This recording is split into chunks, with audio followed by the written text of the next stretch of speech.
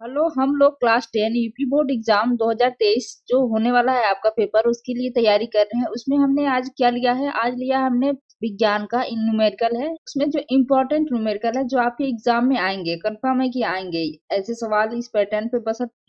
बशर्ते बात ये हो सकती है कि ये मान सिर्फ बदल सकता है, लेकिन आएंगे यही सवाल। और जो भी इम्पोर्टेंट न्यूमेरिकल है उसे हम पढ़ेंगे कि हम अच्छे नंबर विज्ञान में ला सकें। तो आज हमने क्या लिया है, आज हमने लिया है सवाल है क्वेश्चन नंबर। हमने सवाल लिया है आपका इंपॉर्टेंट है, प्रीवियस ईयर का क्वेश्चन है। मैक्सिमम एग्जाम में वही सवाल आते हैं जो आपके प्रीवियस ईयर में पूछे जाते हैं।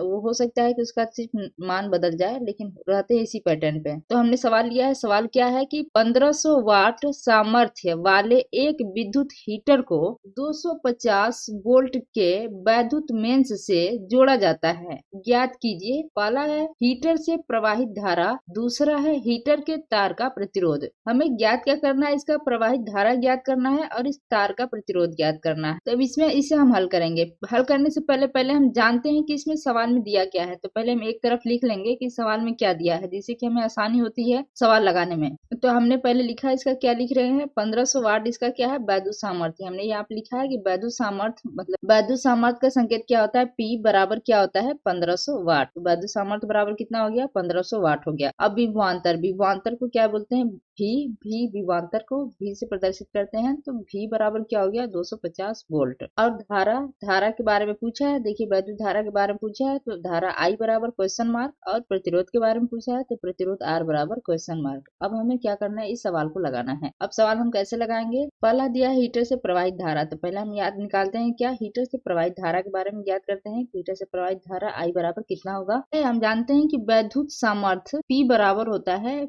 VI। क्या होता है, V इंटू आई या VI, कुछ भी कर सकते हैं आप। तो VI है तो हम यहाँ से क्या निकालते हैं, I का मान निकाल लेते हैं। यहाँ से हम I के बारे में पता कर लेते हैं कि I बराबर क्या होगा। तो हीटर से प्रवाहित धारा, तो हीटर से प्रवाहित वैद्युत धारा I बराबर क्या हो जाएगा, ये I है तो V कहाँ चला जाएगा, ये P के नीचे चला जाएगा। तो हम कह सकते हैं कि I बराबर P बटे में V। देखिए, हमने यहाँ पे लिखा है कि चूंकि P बराबर है V बटे में I, तो अगर I बराबर होगा तो I मान लीजिए यहाँ पे है तो क्या हो जाएगा, ये V यहाँ पे पक्षांतर हो जाएगा V का, तो ये P के नीचे आ जाएगा। I बराबर क्या हो जाएगा, P बटे में V हो जाएगा। तो हम लिख सकते हैं I बराबर P बटे में V। अब क्या करना है, सिर्फ मान रख देना है। तो P का मान कितना दिया है, 1500 वाट दिया है। 1500 वाट, तो ऊपर लिखते हैं 1500, फिर बटे में भी बराबर कितना दिया है, 250 वोल्ट। तो नीचे लिखते हैं 250 वोल्ट। अब 1500 बटे में 250 लिख देंगे तो 1500 को 250 से घटाएंगे तो कितना आ जाएगा, 6 आ जाएगा। देखिए 1500 है, 1500 बटे में 250, जीरो से जीरो कट गया। 25 चौके 100 होता है, तो 25 छक्का 150,